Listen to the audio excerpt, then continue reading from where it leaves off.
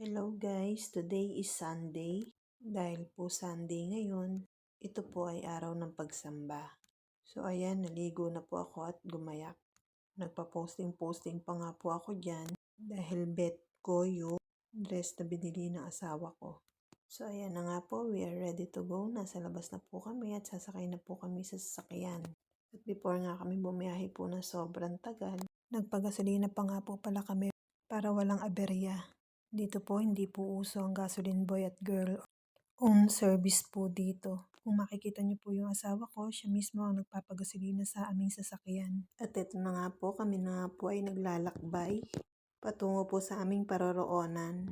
Bali sa Belpa City po kami tutungo. Nandun po kasi ang INC Church. Bali po 45 minutes po ang biyahe. Papunta po ng Belpa City. At ito nga po, habang bumabiyahe kami, yung mga peslak naman po namin ang binidyo ko.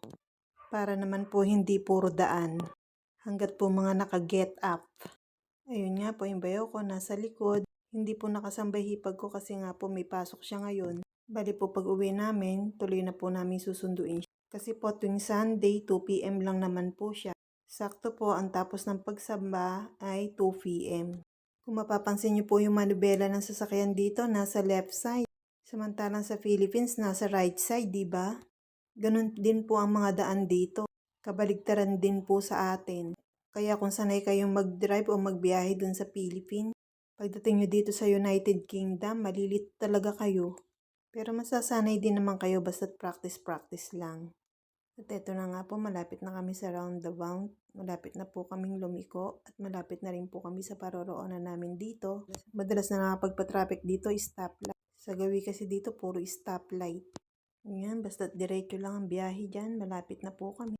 At habang nga po kami papaliko, may nakita nga po kaming mahahabang bus, siguro mga magtutur to o nagtutur. Eto nga po, nakaliko na po kami, nearest to church na po kami. Konting kembot na lang po, nandito na kami sa church. Ayan, yung nakikita nyo po yan, yung white na ano yan. Yan po ang church ng INC dito sa Belpa City. Hahanap lang po kami ng paradahan. Ito nga po, nakahanap na kami ng paradahan at pupunta na rin po kami sa loob. May nakita pa nga po kaming motor, napakaganda. Motor po pala ni Kalito yan. So, go for the inside na po kami. Ayun po, walk lang. Nandito na po kami sa front. Nakikita na rin po namin ang ibang kapatid. Ayun, nakikipagkwentuhan, nagkikwentuhan sila. Habang naghihintay ng oras. 10 a.m. po kasi yung start. Then matatapos po yun ng 11:30. Yun po ang unang pagsamba.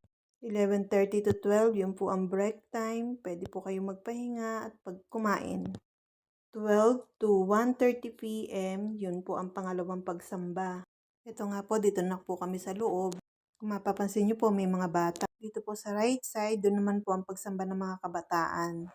Ayan, fast forward po tayo. Tapos na po ang unang pagsamba namin po dyan. So, break time po kami.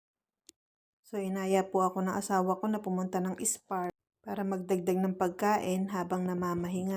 May baon naman po kami kaya lang dadagdagan lang po namin. Ito nga po, nasa loob na po kami ng Spar, parang 7-Eleven po dun sa atin. Ayan po, nag-iisip po kami kung ano yung madadagdag naming makakain habang nag-iintay ng oras. At napunta nga po kami dito sa side na to. So, ang napagdesisyonan po namin bilhin yung French fries with may toppings na beans. Ayan nga po, pinagbibilan na kami ni ate ng aming order. At pinaghahanap pa nga po ako ng asawa ko ng snack, kaya eto, pili-pili lang po. At habang ako nga po ay nakapila sa counter para bayaran yung order ko, ayan, may nakita nga po akong saksakan ng daming iba-ibang flavor na ice cream. Diyos ko, napakasarap po. Tapos na mga po ako napagbayad at ito po ang naging sukli ko sa 10 pounds kong pera. Nandito na nga po kami sa car, dito po kami kumakain. Ang ulam po namin ay pork sweet and sour. At ito naman po ang binili namin sa Spar. French fries na may toppings na beans na masarap. At ito nga po, pauwi na nga po kami dyan. Hindi ko na po dinala yung cellphone ko kaya hindi ko na po na-videohan yung pangalawang pagsamba. Dahil po kasi kinukumpiska din po nila yung yung cellphone pag pumapasok po kami. Kaya po napagdesisyon ko na wag nang dalhin. At ayan po, pauwi na kami. Didiretsuhan na rin po namin yung hipag ko para makauwi na rin po. Sige po, bye na muna po at ako'y matutulog muna habang nasa biyahe. Thank you for watching guys. Bye!